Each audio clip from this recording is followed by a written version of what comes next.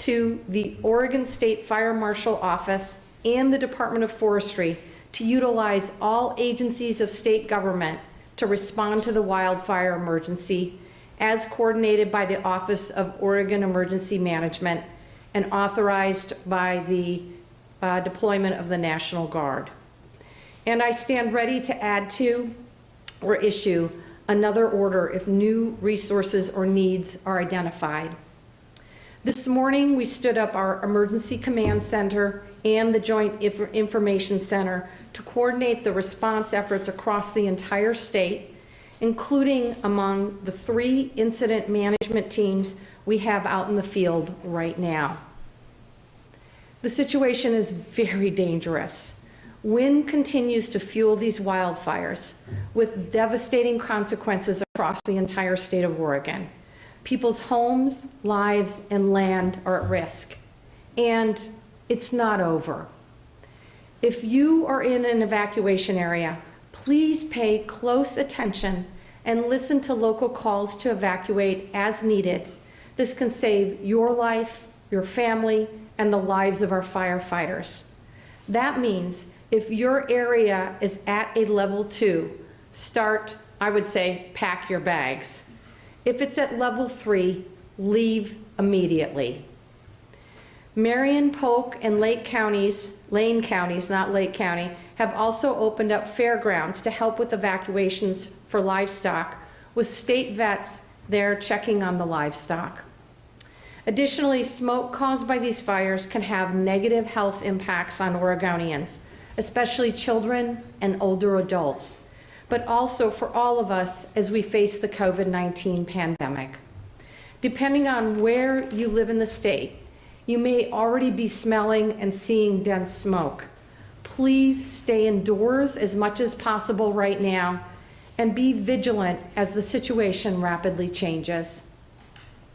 In closing, I want to add that Portland General Electric, for the first time in their history, initiated a Public Safety Power Shutoff, or PSPS, last night in the Mount Hood corridor area. I commend them for that very difficult decision. There are initial reports that some of these fires in other parts of the state were caused by downed electric power lines. I want to say 2 things about this. First, our focus right now is on life safety, getting people evacuated and supporting them. In the coming days, there will be an investigation and we will determine the cause of these fires. And second, with the growing impacts of climate change, it's likely that this once-in-a-generation wind event in areas not typically at high risk for wildfire will become more common.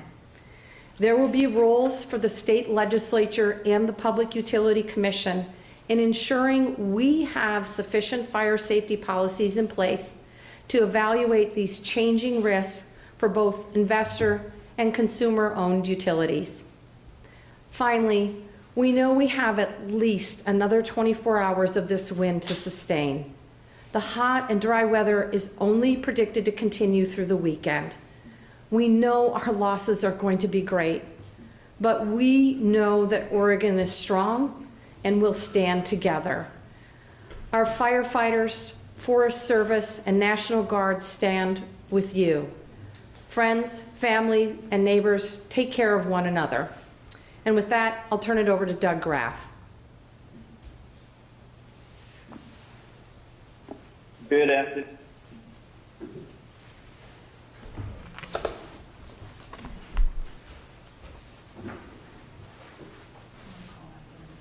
Doug, are you there?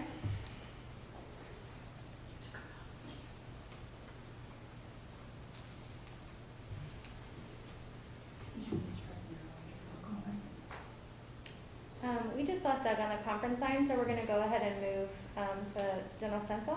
Okay. Good afternoon, everyone. I'm Major General Mike Stencil, the Adjutant General for the state of Oregon.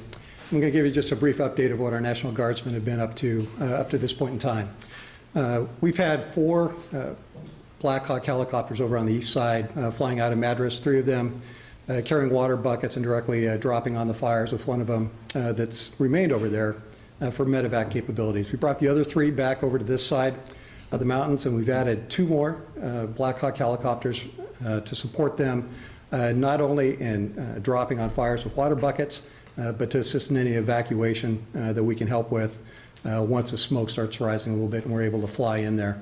We've also added 1 Lakota. That Lakota has special infrared detection capabilities that will be used by ODF for locating some of the smaller fires and pop-ups that may be arising down the road. In addition to that, early on in the summer, Governor Brown directed that we train 3 125-person firefighting teams. We've got them on ready. In discussions with Doug Graff, who you'll be hearing from shortly, we're looking to most likely bring up those folks on board here sometime in the next week, subject to your questions. All right, thank you.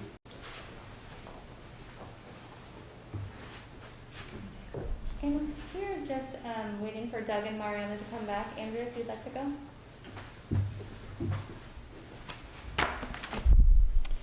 Thank you, Governor. Thank you, General Stencil. My name is Andrew Phelps. I'm the Director of the Oregon Office of Emergency Management. The State Emergency Coordination Center has been active since March, primarily supporting the state's COVID pandemic response. Over the last 24 hours, we've pivoted to support more directly the state's ongoing response to the wildfires that continue to impact much of Oregon. The response support that we provide is really focused on life safety issues and concerns at this point, supporting our city, county, and tribal emergency managers, as well as state agencies who are providing mass care and warning and emergency public information support to those that have been impacted most greatly by these fires. We know that there's a lot of questions that the public has about notifications, what they need to do to prepare, and how they can help their neighbors who might be impacted by these fires. We ask every Oregonian to make sure you're registering and signing up for mass notification systems from your county, staying tuned as best you can to our traditional media partners, as well as following accounts on social media. The National Website, Oregon Department of Forestry, State Fire Marshal's Office, county and local officials, as well as the Oregon Office of Emergency Management, are working to provide as frequent updates as possible in a very dynamic and quickly moving situation. We also want to remind folks to prepare now. Regardless of where you live, you could be impacted by smoke or fire. This could mean having your go bag ready, checking in with neighbors if they're part of our vulnerable populations, especially the elderly who may be impacted more greatly by smoke, and ensuring that you're comfortable with your plan to evacuate your neighborhood, especially if you're in the wildland-urban interface, should your community be impacted by wildfires. Again, we want to take this time to remind folks to stay connected to official news sources, official government messages, check in on your neighbors as best you can, and make sure you're squared away, you're prepared if situations deteriorate wherever it is that you live. Thank you. Great, thank you. And we have Mariana on the conference line. I am, thank you. So my name is Mariana Reese-Temple. I'm Chief Deputy for the Office of State Fire Marshal.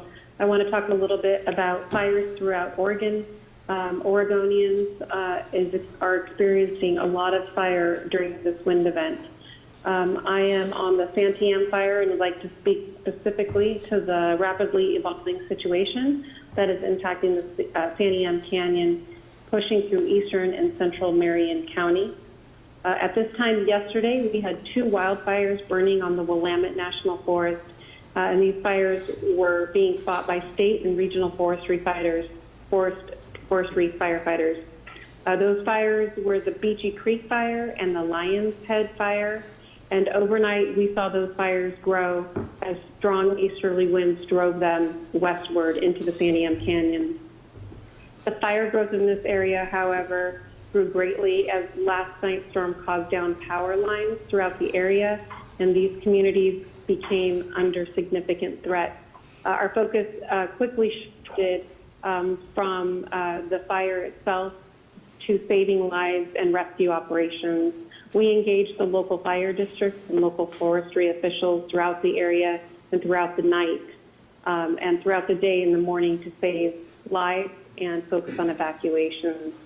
Currently, we're estimating that this fire is 131,000 acres, and we are calling it the Santiam fire. State and federal resources are being brought into the area to support the efforts of those local early on crews. We have fire departments from around the state, and the Office of State Fire Marshal, in conjunction with Pacific Northwest IMT 13, are in unified command. The Office of State Fire Marshal is continuing to monitor many fires throughout the state of Oregon.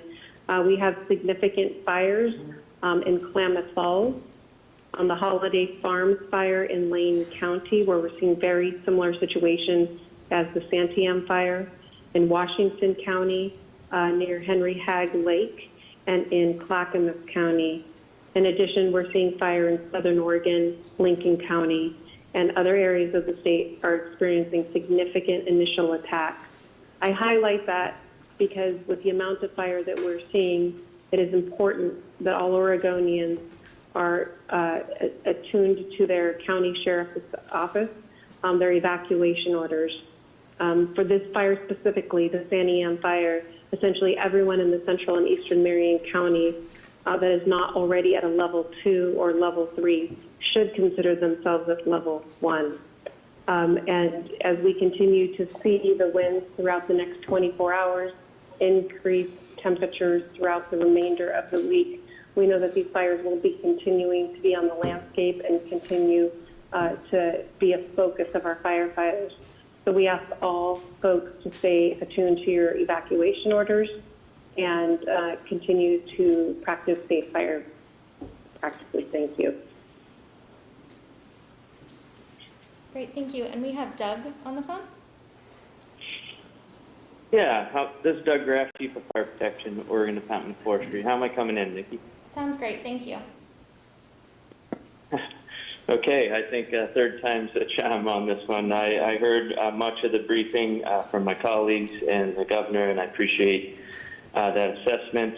And I think I would kick this off, as always, with the recognition and appreciation for the media to engage and carry this critical narrative to all Oregonians.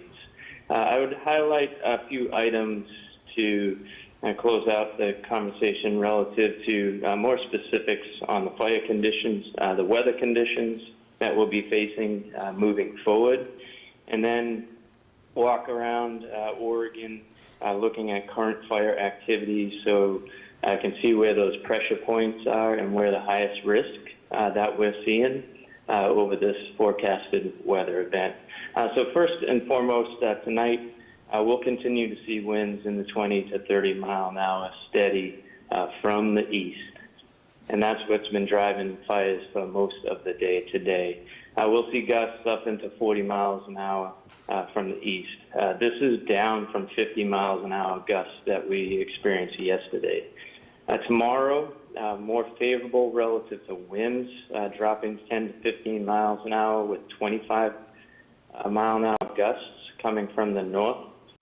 What that will do is clear out some of the smoke in the valley, but with that smoke cleared out, we'll see higher temperatures in the range of 15 to 20 degrees, moving to 90 degrees to the mid-90s for tomorrow. And that change in wind will test any containment lines and begin to push fires to the south that were moving to the west over the last couple days. This weather system that we've been experiencing for the last 48 hours is expected to break down on Thursday. This will give us our first opportunity to really shift the strategies relative to these fires from life safety, which is getting people out of the areas, and point protection, protecting structures and communities, to moving forward on these fires with suppression efforts, using additional aircraft, ground resources, hand crews, and traditional firefighting crews. So Thursday is our turning point to really go on the offensive, if you will, relative to fires on the landscape. Where we stand in Oregon, on the east side, relatively good compared to what we're seeing on the west side of Oregon, the west crest of the Cascades. To the east, we're picking up some initial attack fires, which are new fires on the landscape, but we've been able to get our arms around them effectively. We do have one large fire in southeast Oregon, Chiloquin. This was FEMA eligible, so we're getting support financially from FEMA on this. We have an ODF incident management team. This is Fire 242. Significant challenges there, but that remains the only large fire in eastern Oregon. We spoke, Mariana, my peer spoke closely on the San Am and Lions fire, which crossed the crest of the Cascades with the east winds yesterday and really is pushing to the west side down the San Am valleys. And as we consider some of the greatest risks before us, it's these downslope valley winds and these drainages west of the Cascades. And San Am is our primary one, with the Lion's Head and the San Am fires pushing towards Staten. We've got 55 miles of fire stretching from the top of the crest of the Cascades west down that drainage. The next drainage that's of significant concerns is the Mackenzie Highway. We have the Holiday Farm fire. ODF incident management team is on that fire. And that continues, like everything in these drainages, to receive those 20 to 30 mile an hour sustained winds and pushed by gusts downslope towards the valley floor, bringing that smoke to the valley, threatening those homes and causing evacuations along the way. The final drainage on the west slope of the Cascade that has fire in it of significant concern, and that's the Star Mountain and the Archie fires up the Umpqua Valley on Highway 138. And those continue to push west, like all the fires in these drainages, from Steamboat to Idlewild Park, with evacuations along the way. As we look to southwest Oregon and on the coast, these winds continue to push across the state, and we're challenged across the state to contain new fires. Currently, working fires out of Medford. We've had 400 acres erupt on us in 10 minutes, and a new fire start just within the last hour. 800 acres on the Alameda fire, also south of Medford. So southwest Oregon continues to challenge us with initial attack. And really, this region just came online with fire starts today. Yesterday, we did not have a lot of action in this region, so this makes more complexity on the landscape. And then Mariana already highlighted some fires on the west around Lincoln City, the Eco Mountain Complex, and then Hag Lake, and other fires across the valley and coast range. With that, end of report. Thank you, Doug. We're going to go ahead and open it up for questions. As a reminder for folks on the phone, press 0 to enter the question queue. We're going to start out first with Les Lights from Now Here Enterprise. Les, are you there? Yes, I am. Good afternoon. Concerning the San Am Canyon fire, do you have any estimate of the number of people who had to be evacuated, whether you have people missing and have any lives been lost? Thank you. Mariana with the Office of State Fire Marshal. To date, we have had level 3 evacuations from Marion, Forks, Hatchery, all the way due east, just right east of Dayton, and north towards Silverton and Scotts Mills, various levels of evacuation. And speaking with the Red Cross and the county EM, they have over 5,000 individuals in the shelter, which is set up at the state fairgrounds. We have not had the ability to get in and assess structures or other losses. We've really been out in front of this fire, focusing on life safety and evacuation, and we hope to engage with the fire and move into different areas that we were not able to move into, focusing just on those evacuations over the last 24 hours.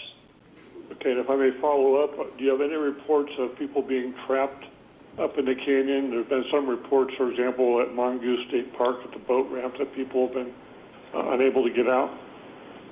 Yes, good question. We did have approximately 55 members of the public and our fire service fire chief from IDANA, Detroit, and firefighters with those individuals that quickly became trapped when the Lion's Head fire made its way over 22, blocking that egress into the east side, and similarly down into the Sandy Am Canyon.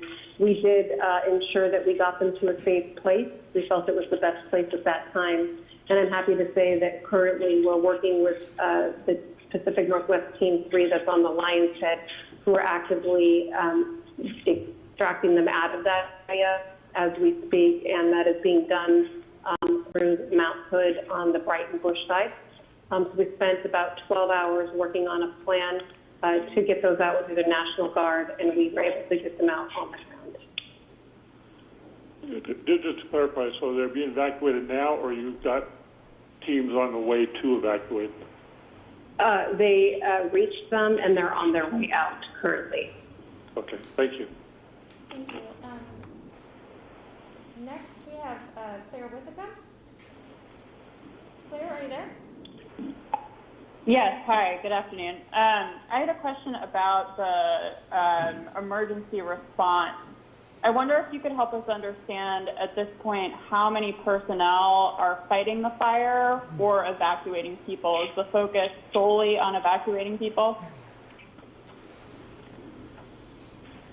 Yeah, I would, this is Mariana, State Fire Marshal's office.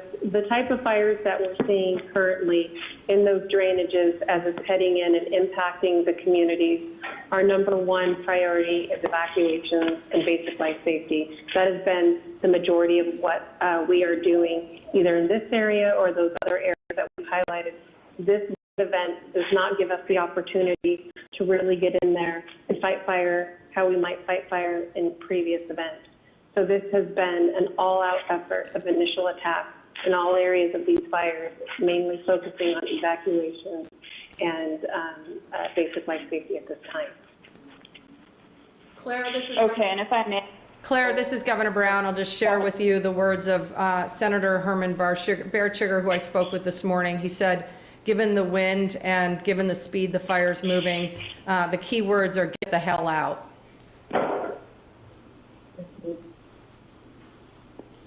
Thank you, Governor. Okay, I wonder great. if someone could tell me how many personnel are responding? Claire, what did you say? Could you She wants to repeat know how many personnel. We can get you that. We can get you that information. Thank you. Yeah, this is Doug Graff, Chief of Fire Protection. We've been hovering in the range of just over 3,000 firefighters on the ground over the last couple weeks of firefight, and I would expect to see that increase when we turn from a defensive posture and life safety and point protection to really trying to get control lines where we can safely do that on those fires over the next couple weeks. Claire, I think the challenge is with these fires, not only in Oregon, but across the entire West Coast, California and Washington, is that we all frankly need structural firefighting resources. And we are working under the Emergency Management Assistance Compact to see if there are any additional resources outside the state that can be brought to bear on the situation.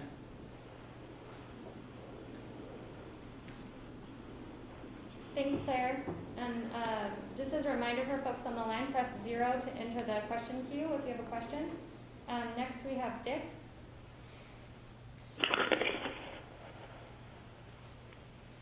Dick, are you there?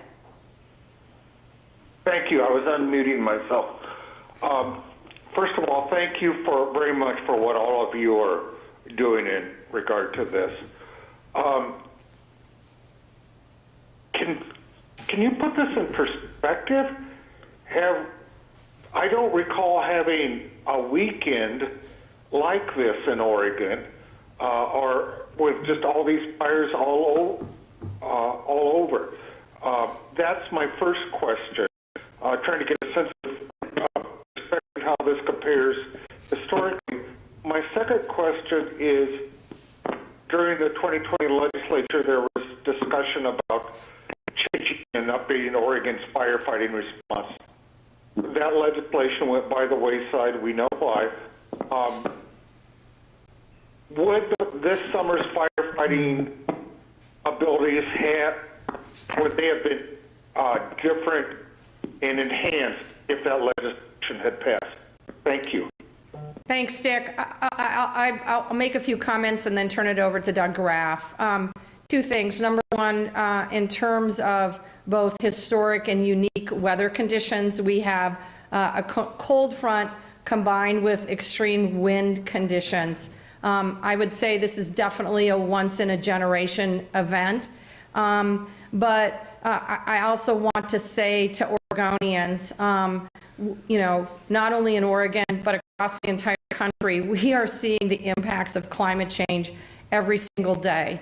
And we continue to see these extreme type of weather events across the country, and many of us would contribute them to climate change.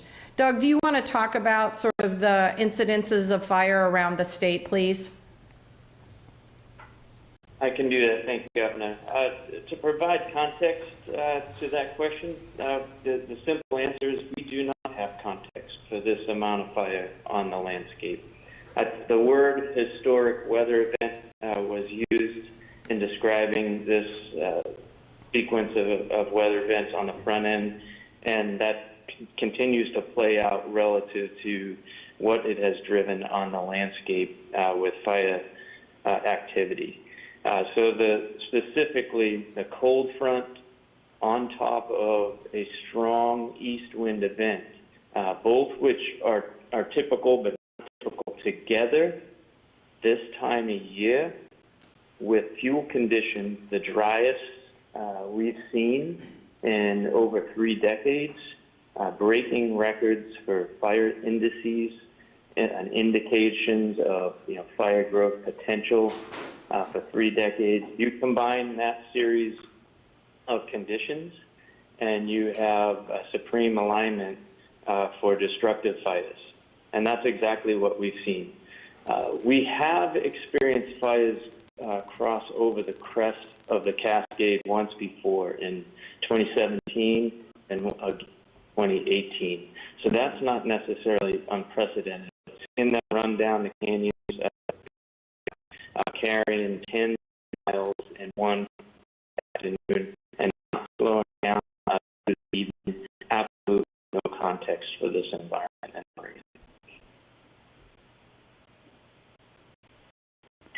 Thank you. Fire prevention would have been different if it had passed in the 2020 session. Thank you. Doug, I'm going to turn that over to you. What I would say to you is this: I'm absolutely committed to making sure we pass and adequately recommend the Wildfire Council. I think with the global pandemic challenges, we are going to have to put that work into context, but I'm absolutely committed to moving forward on that work in the 21 legislative session, and I expect that I have legislators on both sides of the aisle to help me to do that. Doug, do you want to talk about it more specifically in terms of what's happening on the ground? Yeah, thanks. Thanks, Governor. 3 components are required for a successful fire protection system, and that's robust prevention program, early detection, and effective initial attack, which is having the resources ready once fires are detected to take suppression action swiftly. And those were the components relative to advancing the protection system that we look to expand, commensurate with the risk on the landscape. So on the prevention side of the program, we are very fortunate to have Keep Oregon Green, 75 years, nonprofit organization dedicated to preventing human-caused fires. We would have expanded those programs like that in education and engineering to prevent fires. The early detection, we've been expanding detection cameras and the use of infrared technologies in aircraft to find fires on the landscape earlier, and then components of initial attack from structural protection to wildfire protection, aircraft, heavy equipment engines and personnel, all combined for a protection system to be successful. Thank you. Great, and we have David Baker from Bloomberg News next. Yes, hello, Governor. I wanted to ask about the public safety power shutoff that you were referring to earlier from Portland's utility.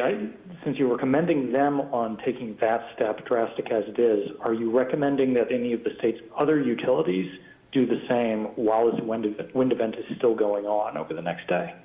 So given the situation that we have for the next 24 hours, the answer would be yes. We really appreciate PGE's proactive efforts and would hope that other utilities, whether they be consumer or industrial owned, would take the same proactive actions. Have you communicated that directly to any of them? My team is working with folks to make sure that that happens. Great, thank you. Excellent, thank you. And with that, that's all the questions. I was just going to offer up if anybody has anything else they'd like to add before we leave. Looks like we're good here. Okay, great. Thank you. Doug or Mariana, anything you want to add? Thank you for your support. Yeah, same here. I'm good. Thanks all. I just want to say to our firefighting teams, to our National Guard, to all of our first responders, thank you for your extraordinary and heroic efforts that you have made over this firefighting season. And to all the Oregonians that have been impacted by these fires, our heart goes out to you. Please know that we stand with you and we will do everything we can to assist in recovery efforts.